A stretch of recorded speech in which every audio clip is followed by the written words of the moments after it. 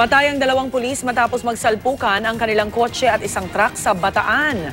At van na wala ng kontrol habang bumabiyahe sa Eastern Samar, 3 ang patay. Narito ang report.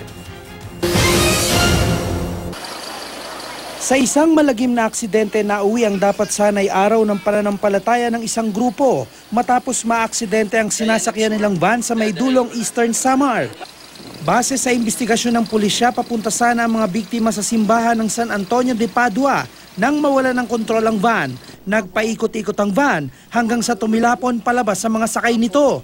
Mabilis daw ang takbo ng van at umuulan nang mangyari ang aksidente. Isinugod sa ospital ang mga sugatan at patuloy na nagpapagaling. Sinampahan naman ang kasong reckless imprudence resulting in multiple homicide and multiple serious physical injuries ang driver ng van. Sa Samar pa rin, isang bus naman ang naaksidente matapos matanggalan ng gulong. Biyahing Maynila ang Eagle Star bus nang biglang kumalas ang harapang gulong nito. 14 ang sakay noon ng bus, mabutit walang nasaktan sa kanila. Ayon sa driver ng bus, mabagal lang ang kanilang takbo nang matanggal ang gulong. Pero ayon naman sa isang pasahero, mabilis ang patakbo nang mangyari ang aksidente.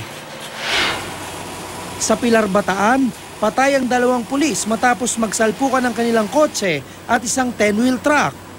Binabagtas ng mga biktimang sina PO1 Santi Gakutan at PO3 Ronald Durondon ang kahabaan ng Roman Superhighway nang maganap ang aksidente.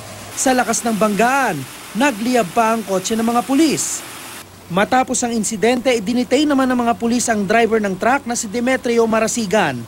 Patuloy namang iniimbestigahan ng mga pulis ang sanhi ng banggaan.